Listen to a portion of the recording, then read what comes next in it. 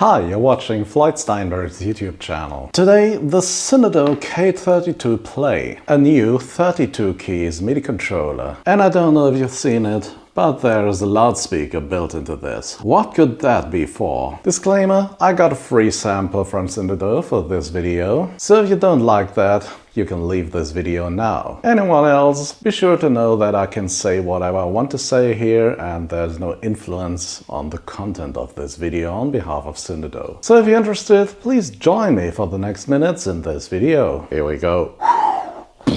This is a 2.5 octave 32 keys battery-powered MIDI controller, and it comes in Synido's trademark purple finish, right down to the encoders.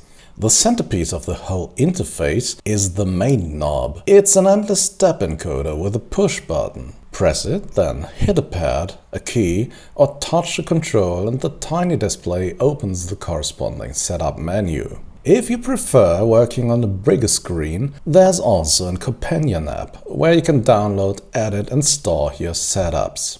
The velocity-sensitive keys are surprisingly good, very similar to Yamaha's Rephase series. They don't wobble sideways, and you can choose between 3 velocity curves. You also get 8 illuminated velocity-sensitive drum pads with 2 configuration banks. They can send notes, CC messages or program changes. Then there are 8 endless encoders, also with 2 banks. They can send CC, program change or channel pressure messages. They're a bit stiff but very precise. You'll also find 2 touch strips, one for pitch bend and one for modulation. The mod strip can be reassigned to send CC as well, which is great for filter sweeps and similar performance controls. Connectivity is solid. USB-C for charging and USB MIDI, a headphone output, 2 TRS MIDI ports and a sustain pedal input. There's also BLE MIDI, which worked flawlessly in my tests. For DAW control, you get all the usual transport buttons: cue, stop, record and loop. There's an octave switch, transpose buttons, note repeats for the pads, and an arpeggiator you can configure directly from the keyboard. It includes all the expected features like multiple directions, latch, swing, note length and more. So far, this looks like a well-built, flashy little controller keyboard. But then you notice the speaker and the headphone output. Why would a controller need those? Because this thing is also a general MIDI synthesizer. Some controllers recently included a DX7 style FM engine, and here Synido went the sample-based route, likely something fluid synth adjacent.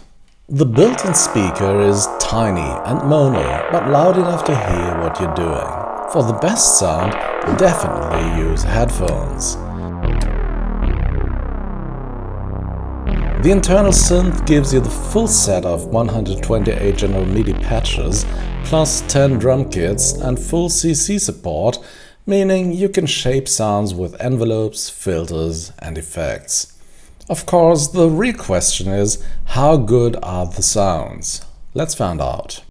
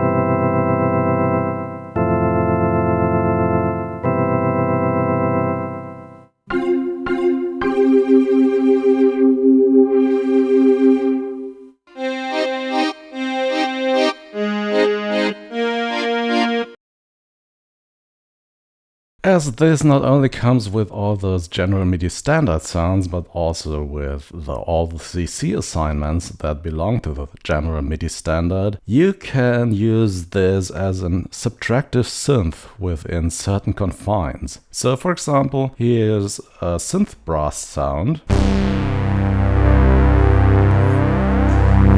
Now we can, for example, change the filter or resonance.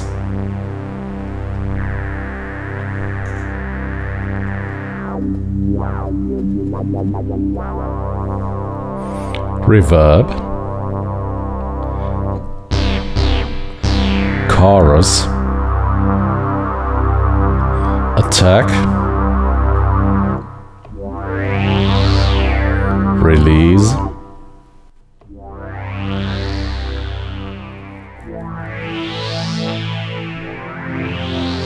and decay.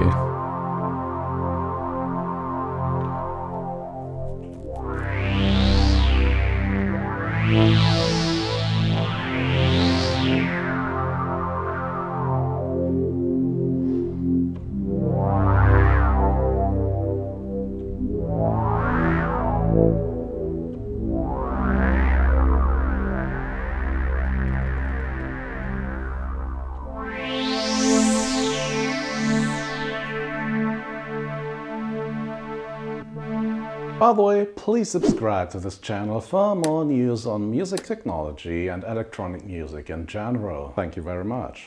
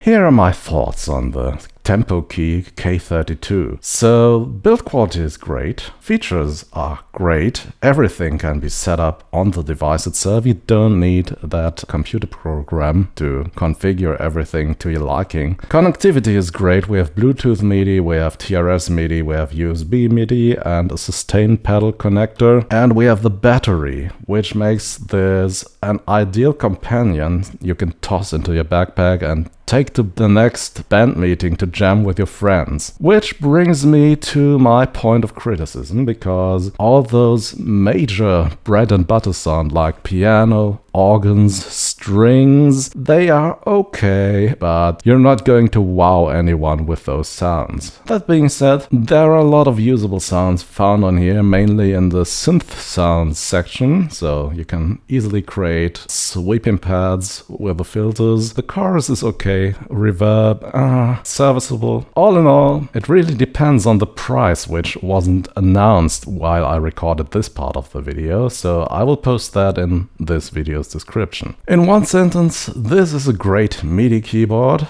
and a solid general MIDI synthesizer. Let's finish this video with a polyphonic multitimbral demo of this, which I will gloss over in my DAW, because that's what you would do too. So here's an impression what you can get out of this if you put a little bit of work in.